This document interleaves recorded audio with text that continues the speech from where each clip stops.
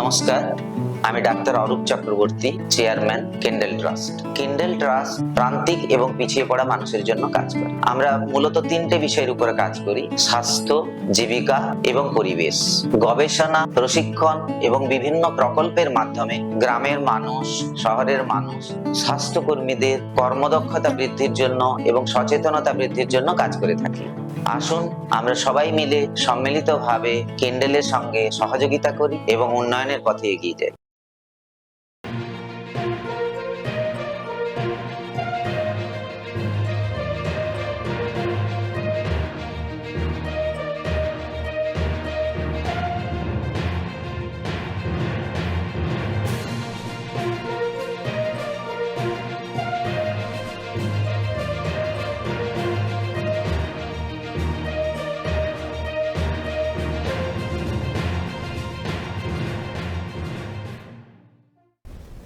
নমস্কার।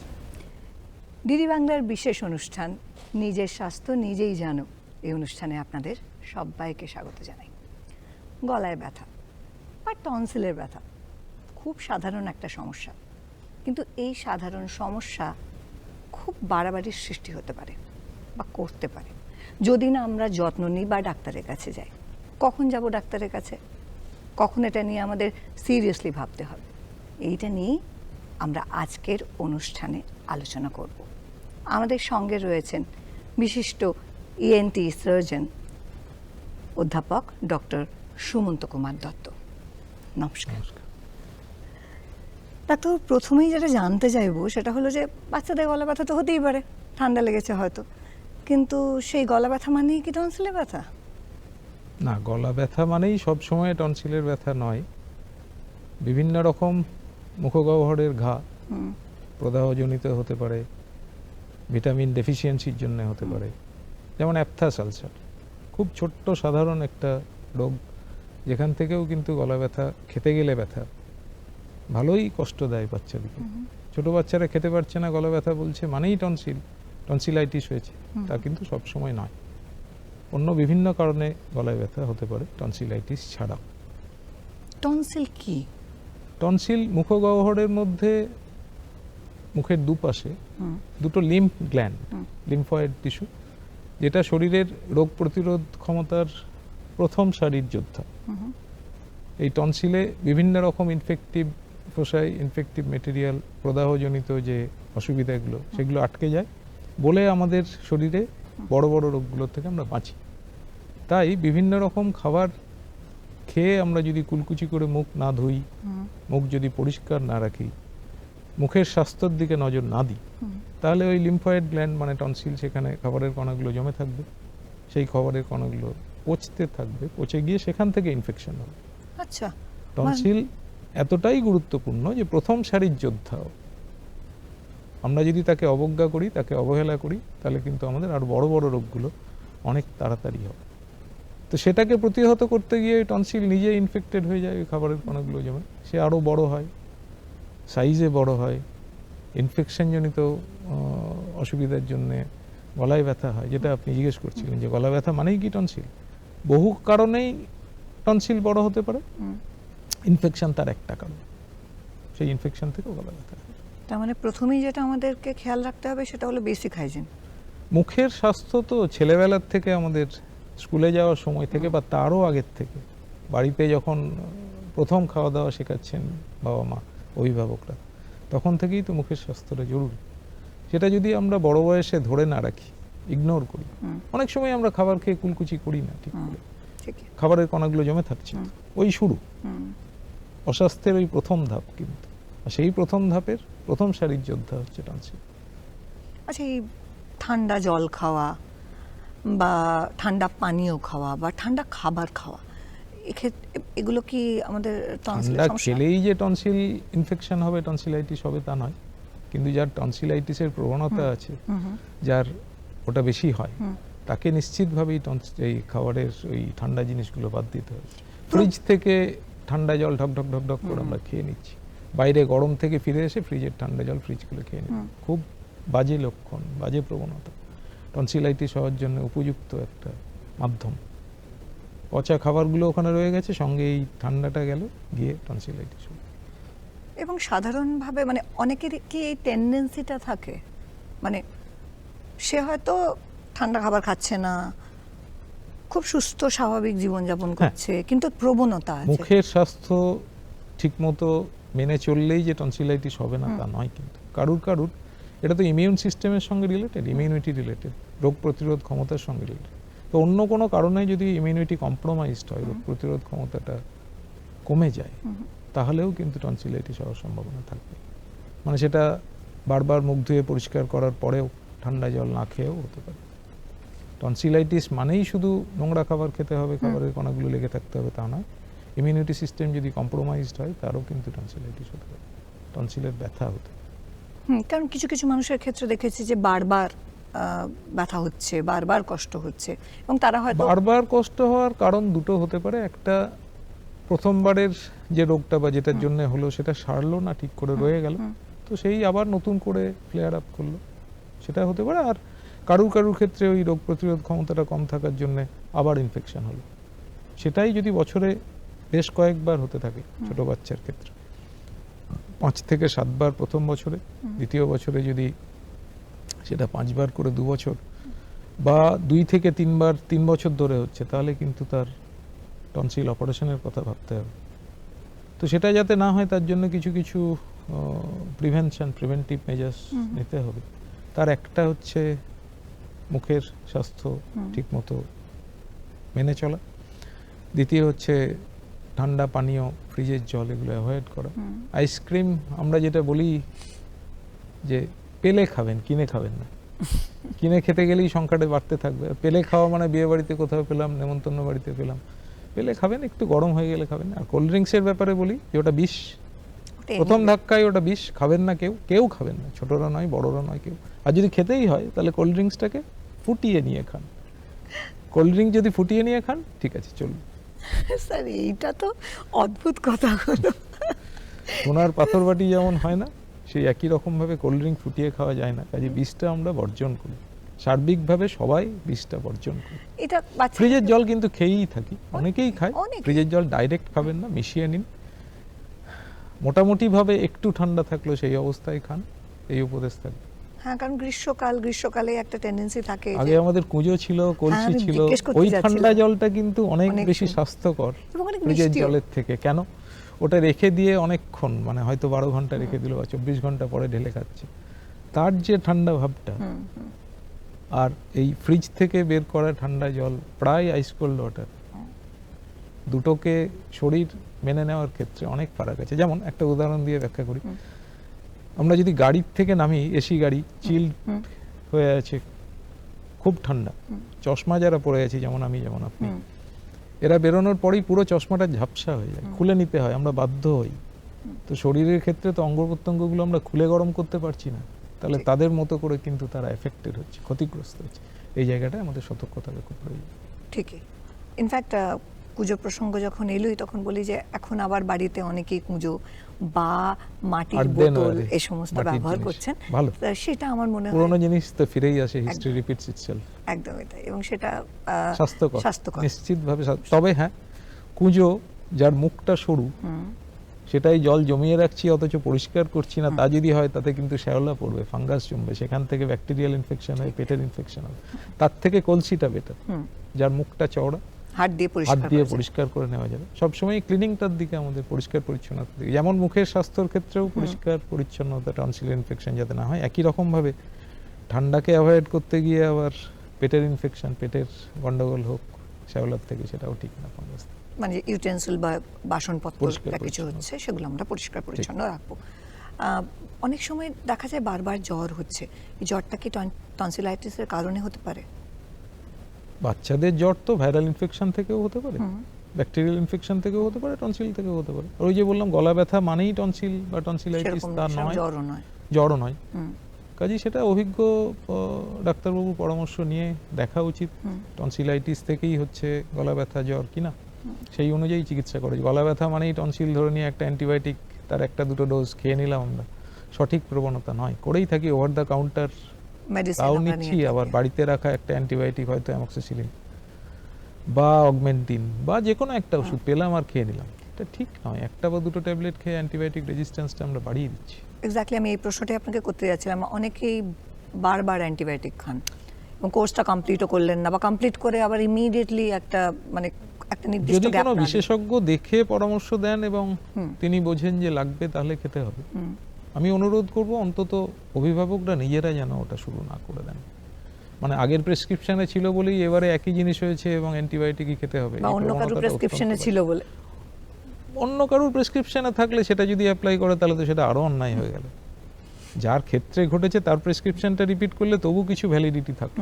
অন্যের ক্ষেত্রেটা অমুকের তমুকের অমুক হয়েছিল বলে আমার বাচ্চাটার তো তা হয়নি। একেবারেই নয়। কাজেই অ্যান্টিবায়োটিকও হয়ে মুড়ি মুরগির মতো না খাওয়াই ভালো, সতর্ক থাকা উচিত। তার সঙ্গে আরেকটা জিনিস আছে, সেটা হলো যে আমাদের অনেক ঘরোয়া টোটকা আছে। ঘরোয়া টোটকা অনেক সময়ই তো কাজে লাগে। যেমন আমরা গলায় ব্যথা হলেই বাড়িতেই শুরু করে দিই ঈষদুষ্ণ গরম জল, ভালো তো, সেটা ভালো আমরা খেতে লক্ষণ। পারি। ফ্রিজের জলটা অফ করে দিলাম, ফ্রিজে যদি জল রাখাই না হয় বোতলে, সেটা তো রাখছি বাবা মারাই, অভিভাবকরাই, তাহলে বাচ্চারা খেতে পারবে না। নিজেরাও যদি না খায় তাহলে তো ওরা আমাদেরকে দেখেই শিখবে। ওরা তো সাধারণভাবে আমাদেরকেই কপি করে। তো ঘরোয়া টোটকার মধ্যে যেমন ঈষদুষ্ণ গরম জল, গরম গরম খাবার, গরম পানীয় খেতে দেওয়া, ঠান্ডা জিনিস অ্যাভয়েড করা। প্রয়োজন হলে জ্বর দেখলে প্যারাসিটামল ট্যাবলেট তার বয়স তার ওজন অনুযায়ী যতটুকু প্রয়োজন দিলে ক্ষতি কিছু নাই। অ্যান্টিবায়োটিক শুরু করবেন না। দরকার হলে তখন ভিটামিন জাতীয় ওষুধ, বিশেষ করে ভিটামিন সি, কখনো কখনো ভিটামিন বি কমপ্লেক্স, এগুলো শুরু করুন। তাতে যদি কমে যায় ভালো, তা না হলে ডাক্তারবাবুর পরামর্শ নিতে হবে। ট্রিটমেন্টটা কি অপারেশনে যাওয়ার আগে? ট্রিটমেন্ট প্রথম হচ্ছে প্রিভেনশন। কি করে সেটাকে দমন করব, প্রিভেন্ট করব, সেগুলো অলরেডি বললাম কিছুটা। আবার যদি বলি, মুখের স্বাস্থ্য মেনে চলা, স্বাস্থ্যবিধি সঠিকভাবে পালন করা, ঠান্ডা জিনিস বেশি না খাওয়া, এবং ঠান্ডা গরম, ফ্রিজের জল খেলাম তারপরেই গরম কিছু খেলাম, সেটা আরও ক্ষতিকারক। ওই যেটা আপনাকে গাড়ির এসি এবং কাঁচ, মানে আমাদের চশমা দিয়ে উদাহরণ দিয়ে ব্যাখ্যা করলাম, সেটা ছাড়া যদি টনসিলাইটিস হয়েই থাকে, ডাক্তারবাবু যদি দেখেন এবং অ্যান্টিবায়োটিক দেন, কোর্সটা কমপ্লিট করা উচিত। 5 থেকে 7 দিনের একটা অ্যান্টিবায়োটিকের কোর্স থাকে। কখনো কখনো আমাদের 2 দিন বা 3 দিন পরে কমতে শুরু করলো বা কমে গেল, আমরা নিজেরাই ওটা বন্ধ করে দিলাম, সেরে গেছে আর কি দরকার। এটা ঠিক নয়। 5 থেকে 7 দিন অ্যান্টিবায়োটিকের কোর্স কমপ্লিট করা উচিত। তার সঙ্গে প্যারাসিটামল ট্যাবলেট, গলা ব্যথা কমানোর জন্যে অ্যান্টি ইনফ্ল্যামেটরি যে ওষুধগুলো পাওয়া যায়, সেগুলো কখনো কখনো ডাক্তারবাবুর পরামর্শ নিই, নিজের থেকে নয়। কিন্তু কিছু কিছু ক্ষেত্রে এই গলা ব্যথা কমানোর ওষুধগুলো ক্ষতিকারক হয়ে যেতে পারে। ব্লিডিং ডিসঅর্ডার যদি কারুর থাকে, রক্ত জমাট বাঁধছে না বা সেরকম প্রবণতা যদি থাকে, এবং আইবুপ্রোফেন বা ওই জাতীয় ওষুধ যদি আমরা নিজেরা খেতে শুরু করি, অনেক সময় বিপদ হতে পারে। সেগুলোর থেকে সতর্ক থাকা উচিত। মেডিকেল ট্রিটমেন্ট, ওই যে বললাম, যদি বছরে 5-7 বার তার স্কুল গোয়িং চিলড্রেনের স্কুল কামাই হচ্ছে, গলা ব্যথা হচ্ছে, তাহলে অপারেশন করতে হবে। 1, 2, যদি টনসিলটা এতটাই বড় হয়ে যায়, দুদিকে দুটো থাকে তো, তারা এতটাই বড় হয়ে গেল যে প্রায় একে অপরকে টাচ করছে, আমরা কিসিং টনসিল বলি, সেটা যদি হয়, সে খেতে পারবে না, গলা ব্যথা না হলেও খেতে অসুবিধা হবে, তার বৃদ্ধিটা হবে না, গ্রোথটা ঠিক মতো হবে না, তখনও টনসিলেক্টমি করতে হবে, মানে অপারেশন করতে হবে। তাছাড়াও যদি রাত্রির বেলায় তার ঘুম ভেঙে যায়, অবস্ট্রাকটিভ স্লিপ অ্যাপনিয়া বলি আমরা, ধরপড় করে উঠে ফেললো রাত্রে মাঝরাতে, বা নাক ডাকছে খুব জোরে, মুখ খুলে শ্বাস নাই, যেমন টনসিল মুখের ভিতরের লিম্ফ গ্ল্যান্ড, তেমনি নাকের পিছনে নেজোফ্যারিংসে আরেকটি লিম্ফ গ্ল্যান্ড আছে, যাকে আমরা অ্যাডিনয়েড বলি। এই দুটো একে অপরের সঙ্গে রিলেটেড, দুজনেই প্রথম সারির যোদ্ধা। একজন যখন ক্ষতিগ্রস্ত হচ্ছে, অন্যজনও কিন্তু যুদ্ধে ঝাঁপাচ্ছে।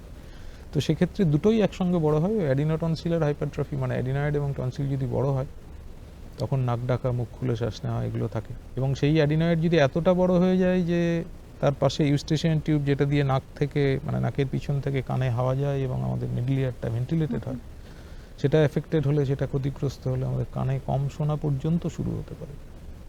স্কুলে বাচ্চার পারফরম্যান্স খারাপ হতে শুরু করবে, বাচ্চা স্কুলের তার টিচাররা যেটা বলছেন শুনতে পাবে না, তার পারফরম্যান্স খারাপ হবে, অ্যাটেন্ডেন্স পুয়ার হবে।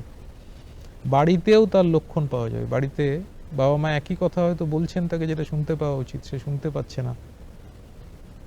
ওরা ভাবছেন যে অন্যমনস্ক বা পাত্তা দিচ্ছে না, তা নয়, অনেক সময় শুনতে পায় না বলেই ওটা হচ্ছে। তাহলে সেটা শুনতে না পাওয়ার প্রথম সারির একটা লক্ষণ। তাছাড়াও বাড়িতে কোনো অতিথি এলে খুব ভালো করে খেয়াল করলে ওই বাচ্চাটি তাদের কথাগুলো শুনতে পাচ্ছে না বলে তাদের গা ঘেঁষে ঘেঁষে থাকার চেষ্টা করে অনেক সময়, এটাও আর একটি লক্ষণ। তৃতীয় লক্ষণ হচ্ছে যদি বাড়িতে টেলিভিশন চলে, টেলিভিশনের সাউন্ডটা অ্যাবনর্মালি বাড়িয়ে দিয়ে ওরা শোনে, যেহেতু কানে কম শুনছে টিভি সাউন্ডটা এতটাই বাড়িয়ে দিয়েছে, বাকিদের অসুবিধা হচ্ছে কিন্তু ও শুনবে বলে।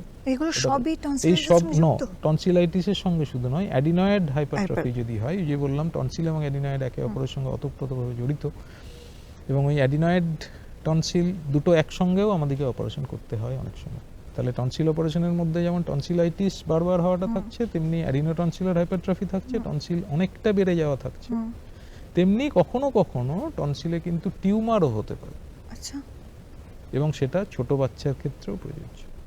কিছু কিছু টিউমার অনেক সময় টনসিল দুদিক বড় না হয়ে একদিক বড় হতে শুরু করলো, সেটা আমাদের চিকিৎসকদের চিন্তার বিষয়। ওটা টনসিলাইটিস তো একদিক বড় হয় না, দুদিক একসঙ্গে বড় হয়।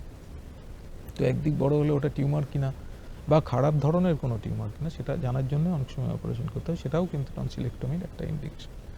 এইসব কারণেই সাধারণভাবে টনসিলেক্টমি করতে হয়। ওইটা যেটা বললাম কানে কম শোনার ব্যাপারটা, ওটা কিন্তু টনসিলাইটিসের সঙ্গে সম্পর্কিত নয়, ওটা অ্যাডিনয়েড হাইপারট্রফির সঙ্গে যদি টনসিলাইটিস হয় তাহলে তাহলে otherwise কমপ্লিকেশনটা হতে পারে। তাহলে- তার মানে ফেলে রাখলে অনেকটাই ফেলে বাড়াবাড়ি রাখলে হতে পারে। যেমন এই বাড়াবাড়িগুলো হলো, তেমনি শুধু টনসিলাইটিসের থেকেও টনসিলে পুঁজ জমতে পারে, আমরা পেরিটনসিলার অ্যাবসেস বলি, বা কুইন্সি বলে একটা রোগ হয়, সেটা হলে একটা দিক হঠাৎ করে বড় হয়ে গেলে খুব ব্যথা, গলা, কিছুই খেতে পারছে না, জল পানীয় কোনো খাবার তাও খেতে পারছে না, তখন ইমিডিয়েট তাকে ভর্তি করে হয়তো ইন্ট্রাভেনাস অ্যান্টিবায়োটিক দিতে হলো, ওই পুঁজটা অপারেশন করে তখনই বের করতে হতে পারে, এবং পরে পরে তার আবার টনসিলেক্টমি লাগবে।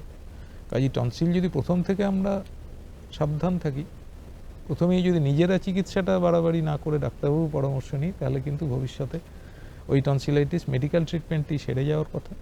যদি না সেরে ডাক্তারবাবু তো ফলো আপে রাখছেন, দেখে যখন অপারেশনের কথা বলবেন তখন কিছুদিন অপেক্ষা করে প্রয়োজন হলে অপারেশন করিয়ে নেওয়া, না সেটা কি কিন্তু কম বয়সে অপারেশন করতে কম হয়? বয়সেও অনেক সময় করতে হয়। টনসিল আসলে এমন একটা গ্ল্যান্ড, এমন একটা লিম্ফ গ্ল্যান্ড যেটার একটা গ্রোথ কার্ভ আছে, একটা প্লেটু হয়, একটা নির্দিষ্ট বয়স পর্যন্ত 5, 6, 7 বছর পর্যন্ত ওটা বড় হতে থাকে, তারপরে আবার কিন্তু 10-11 বছর পর্যন্ত টনসিল এবং অ্যাডিনয়েড দুটোই কমে যায় সাইজ। অনেক সময় ওই জন্য 7-8 বছর বয়স যখন ওরকম মুখ খুলে শ্বাস নিচ্ছে বা কিছু, তখন আমরা কিছুদিন অপেক্ষা করতে বলি, বারবার ফলো আপে আসতে বলি যে সিমটমটা কমছে না বাড়ছে বা একই রকম থাকছে। যদি বাড়ে বা একই রকম থাকে তাহলে অপারেশন করতে হয়। আর অনেকেরই হয় যে 10-11 বছর যখন বাচ্চাটার বয়স হলো তখন সেটা কমে গেল, সেরে গেল কোনো অপারেশন ছাড়াই। কাজেই তাড়াহুড়ো করবেন না, হুড়োহুড়ি করে নিজেরা চিকিৎসা করবেন না, বিশেষজ্ঞের পরামর্শ নিন। অন্তত শিশুরোগ বিশেষজ্ঞ যিনি দেখেন বাচ্চাটিকে, তার কাছে যান, তিনি নিশ্চয়ই আপনাকে সঠিক উপদেশ দেবেন। তারপরে প্রয়োজন হলে কান নাক গলা বিশেষজ্ঞের কাছেও যেতে হবে। আচ্ছা, অপারেশনটা কি খুব কমপ্লিকেটেড অপারেশন?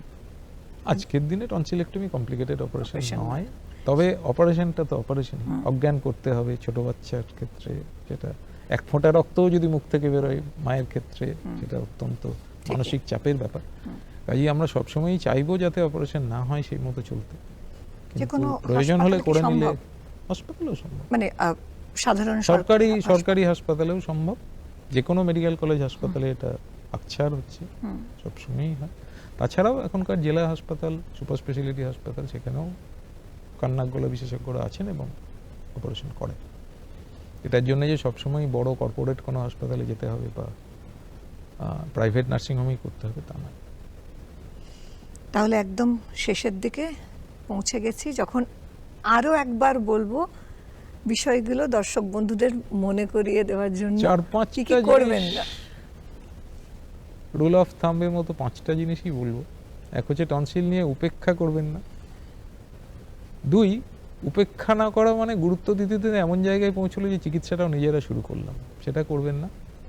ঠান্ডা জল ডাইরেক্টলি ফ্রিজ থেকে খাওয়া খুবই অনুচিত কাজ, করবেন না। যদি অসুবিধা হয় বিশেষজ্ঞের পরামর্শ নিন, সেটা শিশুরোগ বিশেষজ্ঞ হতে পারে, কান নাক গলা বিশেষজ্ঞ হতে পারে। আর শেষ উপদেশ হবে, যদি অপারেশন সত্যিই প্রয়োজন হয়, যদি ডাক্তারবাবু বলেন, তাহলে করিয়ে নিলেই মঙ্গল। অনেক ধন্যবাদ ডাক্তারবাবু। ধন্যবাদ। সামান্য গলা ব্যথা কিন্তু সামান্য নাও হতে পারে, সেজন্য ফেলে রাখবেন না। যদি মনে হয় বারবার গলা ব্যথা হচ্ছে, তাহলে অবশ্যই চিকিৎসকের কাছে যাবেন। আবারও ফিরে আসব অন্য একটি পর্বে, অন্য একটি গুরুত্বপূর্ণ বিষয় নিয়ে আলোচনা করার জন্য। সবাই খুব ভালো থাকবেন, সুস্থ থাকবেন। নমস্কার। নমস্কার। নমস্কার, আমি ডাক্তার Arup Chakraborty, chairman Kendel Trust. আমরা একটি স্বেচ্ছাসেবী সংগঠন। আমরা প্রান্তিক এবং পিছিয়ে পড়া মানুষের জন্য কাজ করছি। কেন্ডেল নামটির মধ্যেই লুকিয়ে আছে আমাদের কর্মপদ্ধতি। আমরা ছোট্ট কোনো প্রকল্প নিয়ে কাজ করি, সাফল্যের খতিয়ান করি এবং পরবর্তীকালে বৃহত্তর পরিবেশে তা প্রয়োগ করি। আমরা মূলত তিনটি বিষয়ের উপরে এই মুহূর্তে কাজ করছি: স্বাস্থ্য, পরিবেশ এবং জীবিকা। এই মুহূর্তে আমরা শিশু, কিশোর কিশোরীদের নিয়ে কাজ করে চলেছি। আসুন আমরা সবাই মিলে কেন্ডেল ট্রাস্টের সঙ্গে সহযোগিতা করি এবং উন্নয়নের পথে এগিয়ে যাই। নমস্কার।